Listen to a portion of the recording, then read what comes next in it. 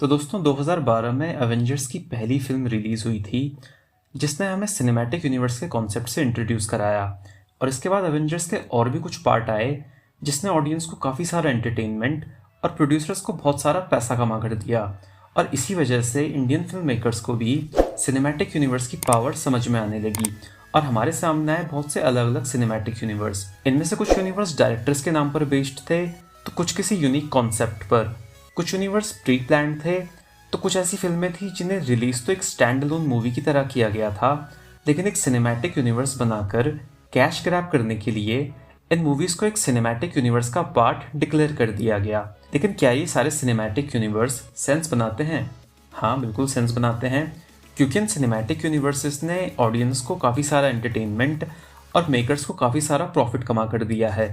लेकिन क्या सक्सेस के मामले में इन इंडियन सिनेमैटिक यूनिवर्सेस को मार्वल सिनेमैटिक यूनिवर्स से कंपेयर किया जा सकता है?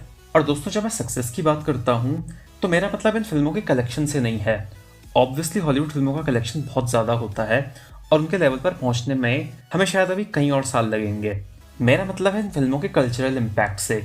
मार्वल की मूवीज़ की जो हाइप होती है और उन्हें देखने में जो मज़ा आता है, क्या वो हमें इंडियन सिनेमैटिक यूनिवर्सेस की मूवी में देखने को मिल सकता है? आज के इस वीडियो में हम लोग बात करेंगे कि इंडिया में जितने भी सिनेमैटिक यूनिवर्स हैं उनमें क्या कमी है और क्यों वो मार्वल सिनेमैटिक यूनिवर्स या फिर किसी भी और सुपर हीरो यूनिवर्स को एंटरटेनमेंट के मामले में टक्कर नहीं दे पाएंगे। तो बिना ज़्यादा समय गवाए आइए शुरू करते हैं। दोस्तों, एमसीयू की शुरुआत साल 2008 में आयरन मैन मूवी से हुई थी, जहां ऑडियंस ने इस कैरेक्टर को देखा और काफ़ी पसंद किया। आयरन मैन के मेटल सूट, उसके हाईटेक वेपन्स और उन वेपन से होने वाला एक्शन, ये सब देखने में बड़ा मज़ा आया। इसके बाद हमने द इनक्रेडिबल हल्क में एक साइंटिस्ट को एक गुस्सैल राक्षस में बदलकर सब कुछ तबाह करते देखा। और इसके बाद आई थॉर। थॉर एक ऐसा कैरेक्टर था जिसका टेक्नोलॉजी से दूर दूर तक कोई नाता नहीं था। यहाँ पर सब कुछ सुपर नेचुरल था और इस गॉड लेवल सुपर हीरो को एक्शन करते हुए देखने में एक अलग ही तरह का एक्सपीरियंस मिला। और फिर आए हमारे स्टीव रॉजर्स यानी कैप्टन अमेरिका। इनके पास ना कोई हाईटेक गैजेट्स थे और ना ही कोई सुपर नेचुरल पावर्स। अगर थी तो बस बहुत सारी सुपर ह्यूमन स्ट्रेंथ और मिलिट्री लेवल की hand to hand combat training. तो कहने का मतलब ये है कि ये सभी सुपर हीरोज एक दूसरे से काफ़ी अलग थे। इनकी पर्सनैलिटी, पावर्स और फाइटिंग स्टाइल एक दूसरे से काफ़ी डिफरेंट था और इसी वजह से अलग अलग दिखने वाले ये कैरेक्टर्स जब साथ में आए तो इन्हें देखने में बड़ा मज़ा आया। लेकिन अगर इस सिचुएशन को हम कंपेयर करें किसी भी इंडियन सिनेमैटिक यूनिवर्स की क्रॉसओवर मूवी से तो क्या होगा? एग्जाम्पल के लिए कॉप यूनिवर्स को ले लेते हैं, क्योंकि यही एक ऐसा सिनेमैटिक यूनिवर्स है जहाँ पर हम अभी तक एक ऑल कैरेक्टर क्रॉसओवर देख चुके हैं। सूर्यवंशी फिल्म के क्लाइमैक्स में हमें तीनों कॉप्स साथ में देखने को मिले, पर क्या एवेंजर्स की अलग अलग ट्रेड्स वाले कैरेक्टर्स को साथ में मिलकर लड़ते देखने का रोमांच यहाँ पर फील होता है? नहीं। एवेंजर्स फिल्म के क्लाइमैक्स में कोई उड़ रहा था तो कोई लेजर से दुश्मनों को डिस्ट्रॉय कर रहा था, कोई उन्हें बिजली के झटकों से जला रहा था तो कोई ग्राउंड पर रहकर हैंड टू हैंड कॉम्बैट से दुश्मनों की धज्जियां उड़ा रहा था। और ऑडियंस को एक ही मूवी के अंदर तरह तरह का एक्शन देखने को मिला और अलग अलग से दिखने वाले ये सुपर हीरोज जब साथ मिलकर लड़े तो वो देखने में और भी ज़्यादा मज़ा आया। जब एक सुपर सोल्जर और एक लोहे का जिगर वाला super hero God of mischief से लड़ता है तो वो देखने में अलग ही मज़ा आया। लेकिन कॉप यूनिवर्स में सारे कैरेक्टर्स पुलिस ऑफिसर्स हैं, तो ऑब्वियसली उनके लड़ने का तरीका भी सेम है, उनके एक्शन करने का तरीका भी सेम है और दिखने में भी वो सब एक ही जैसे दिखते हैं, क्योंकि at the end of the day वो सब ह्यूमंस ही तो हैं। तो फिर यूनिवर्स बनाने का पॉइंट ही क्या रह गया? एक ही कैरेक्टर को लेकर उसी से सारा एक्शन करा दो ना।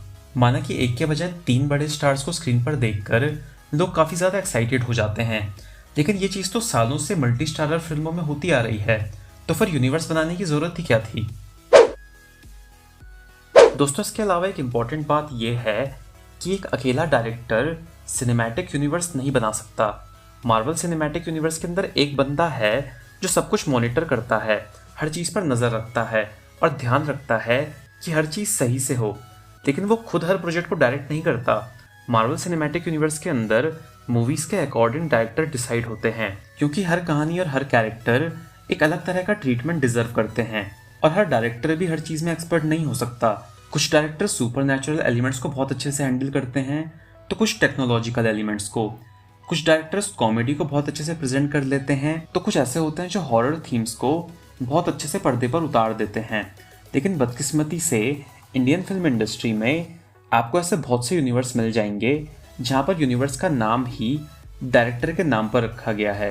एलसीयू और कॉप यूनिवर्स इसके बहुत अच्छे एग्जाम्पल हैं, जहाँ हर मूवी की टोन, एक्शन और सिनेमेटोग्राफी एक जैसी महसूस होती है, जिससे सिनेमैटिक यूनिवर्स का एसेंस खत्म हो जाता है। तो इंडियन फिल्म मेकर्स को ये बात समझनी होगी कि एक अकेला डायरेक्टर सिनेमैटिक यूनिवर्स नहीं बना सकता। एक अकेला डायरेक्टर एक अच्छी फिल्म बना सकता है, एक अच्छी सीरीज भी बना सकता है, लेकिन एक पूरा यूनिवर्स खड़ा करने के लिए अलग अलग डायरेक्टर्स और अलग अलग आइडियाज़ चाहिए होते हैं, जहाँ किरदारों और कहानियों को एक अलग अप्रोच के साथ ऑडियंस के सामने परोसा जा सके। दोस्तों, तीसरा और आखिरी पॉइंट ये है कि मार्वल के पास दशकों पुराना tried and tested source material है। मार्वल की शुरुआत 2008 में ज़रूर हुई थी, लेकिन इस यूनिवर्स में जो स्टोरीज हमें दिखाई गई हैं वो 2008 में नहीं बनी थी, और ना ही रिसेंटली आई किसी मूवी के लिए कोई नई स्टोरी बनाई जाती है। एमसीयू में अभी तक हमने जितने भी स्टोरीज देखी हैं वो सब कॉमिक बुक्स के पन्नों से ली गई हैं। कॉमिक बुक्स के अंदर ये सभी कहानियाँ कहीं दशकों से चली आ रही हैं, और ये सारी कहानियाँ ट्राइड एंड टेस्टेड हैं, और क्रिएटर्स को अच्छी तरह पता है कि ऑडियंस ने किस स्टोरी को कितना पसंद या नापसंद किया था। मार्वल के पास इतना सारा सोर्स मटेरियल है कि वो किसी भी पुरानी कहानी को उठाकर उसमें थोड़े बहुत चेंजेस करके एक नई कहानी बना सकते हैं और एक नए अंदाज में उसे पर्दे पर दिखा सकते हैं। और ऑडियंस ने भी जिस स्टोरी को कॉमिक्स के पन्नों में पढ़ा था, उस कहानी को लाइव एक्शन में देखने की डिज़ायर उन्हें हर हाल में थिएटर तक खींच ले जाएगी। लेकिन ये एज इंडिया में किसी भी सिनेमैटिक यूनिवर्स के पास नहीं है।